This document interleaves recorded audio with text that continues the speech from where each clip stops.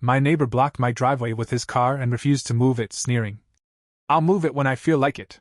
When I had him towed, he banged on my door screaming, "You'll pay for this."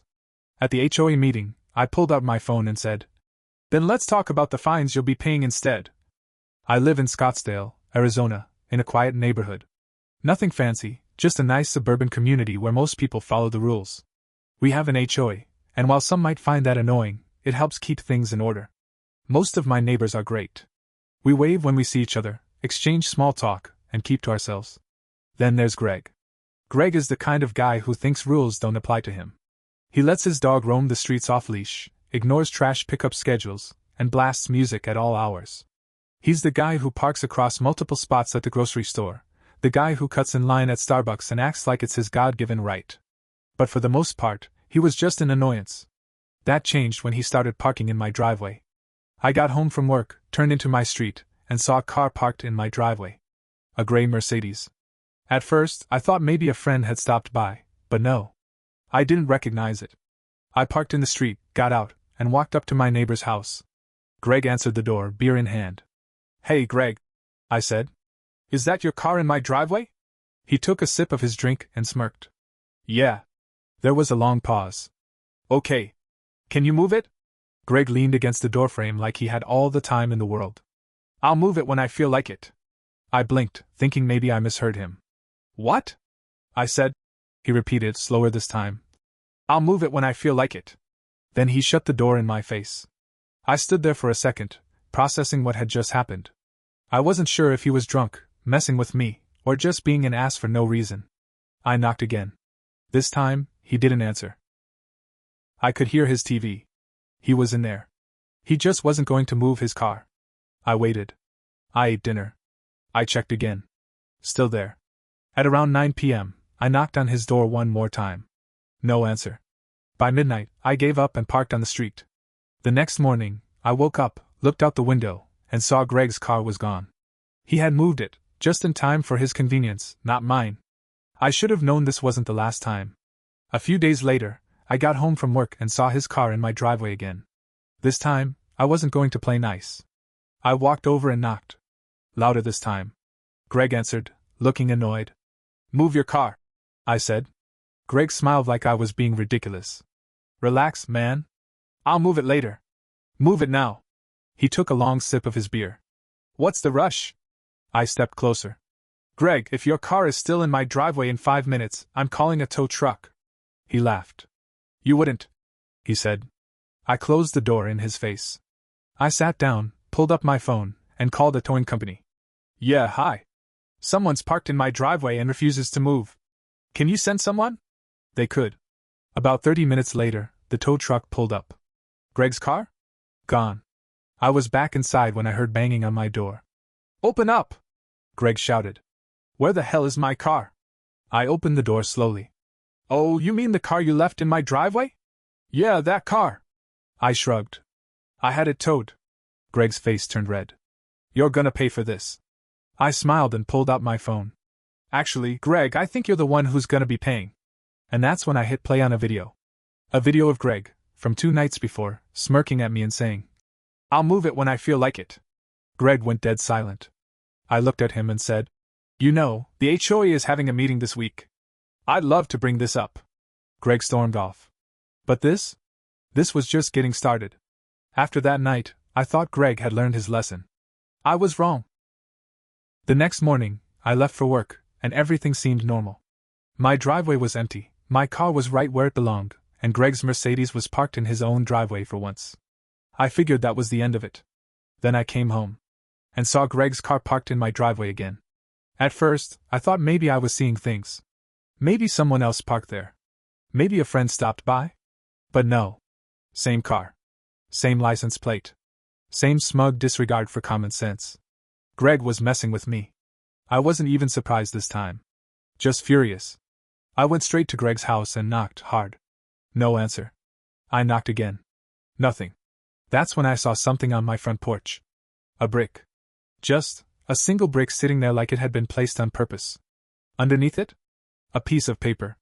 I picked it up and read the message scribbled in sloppy handwriting. "Next time, it won't be just a brick. I stood there for a moment, processing. Did Greg actually threaten me? Over a freaking parking spot? This was beyond some petty neighbor feud. This was getting personal. I wasn't about to let Greg intimidate me. I took pictures of the note, the brick, and his car still sitting in my driveway. Then I pulled out my phone and called the police. I explained the situation, and to my surprise, the officer on the line took it very seriously. A threatening note with a brick? The officer said. Yeah, we'll send someone over. 20 minutes later, a patrol car pulled up. I told them everything. Showed them the note. The pictures. Even played them the video of Greg refusing to move his car. The officers walked over and knocked on Greg's door. And what do you know? Greg answered immediately. Sir, is this your vehicle? One of the officers asked, pointing at the Mercedes. Greg gave his usual smirk. Yeah, what about it? It's illegally parked in your neighbor's driveway. We're gonna need you to move it. Greg laughed. Come on, man, he said, shaking his head. It's just a joke. The officer didn't smile. Move it. Now. Greg rolled his eyes but grabbed his keys and moved his car. Then the officer held up the brick. You know anything about this? Greg looked at it, acted confused. What? A brick? No, man, that's not mine. I folded my arms. So you're saying someone else left a brick with a threatening note on my porch the same day you parked in my driveway again? Greg shrugged. Guess so. The officers didn't have enough proof to charge him, but they gave him a serious warning. If we get another call about harassment, the officer said, you're gonna have bigger problems than towing fees. Greg just grinned. Like he wasn't worried at all. Like he thought he was untouchable. The next morning, I woke up to find trash scattered across my front lawn. Not just a little. A lot. Bags ripped open, garbage dumped everywhere. It was disgusting. Greg. I had no doubt in my mind. I checked my security camera footage and there he was, at 3 a.m., walking over with a black trash bag, dumping it all over my yard. And that's when I realized something. Greg wasn't going to stop. This wasn't just about my driveway anymore. This was a war. And I wasn't about to lose. At this point, it was clear, Greg was testing me. He wanted to see if I'd cave. If I'd get tired of fighting back and just let him do whatever he wanted. He was wrong. The next morning, I gathered up every single piece of garbage he had dumped on my lawn. The coffee grounds, the food wrappers, the beer cans. All of it. And then, just before I left for work, I walked right over to his front porch and dumped it back onto his doorstep. I didn't knock. I didn't leave a note. I just walked away. When I got home that evening, I half expected Greg to be waiting for me. But instead, I found something worse.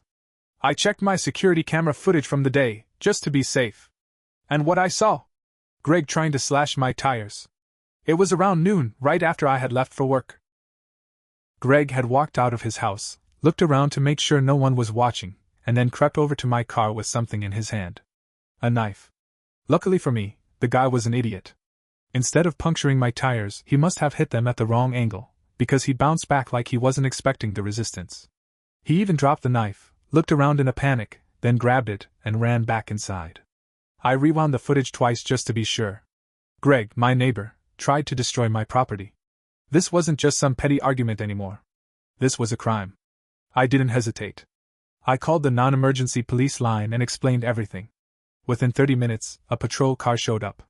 I met them outside, told them what had happened, and then handed over the security footage. The officer's face was stone cold as he watched Greg attempt to stab my tire like some low-budget movie villain. Yeah, the officer said, snapping the laptop shut. That's criminal damage. He's going to have a real problem explaining this. They knocked on Greg's door. At first, he didn't answer. Then, after a solid 5 minutes of knocking, Greg finally opened up. And the moment he saw the cops, his face went pale. Mr. Greg, we need to have a talk, the officer said. Step outside. Greg refused. You got the wrong guy, he said quickly. I didn't do anything. You're on camera, the officer said flatly. That shut him up. Greg was arrested on the spot for attempted property damage. I stood on my porch and watched as they put him in handcuffs. Finally. I thought that would be the end of it. I was so wrong. I slept well that night, knowing Greg was spending the night in a cold jail cell. But Greg? Greg had friends. I didn't know this at the time, but apparently, Greg wasn't just some random jerk. He had connections. The next morning, I woke up to something worse than slashed tires. My house was vandalized. Red spray paint all over my garage. My mailbox ripped out of the ground. My front porch light smashed. Someone had even thrown eggs at my front door. And the best part? My security camera didn't catch a thing. Whoever did this knew where the blind spots were. I knew it wasn't Greg, he was still in jail. Which meant? Greg had someone else do it for him. At this point, I was done messing around.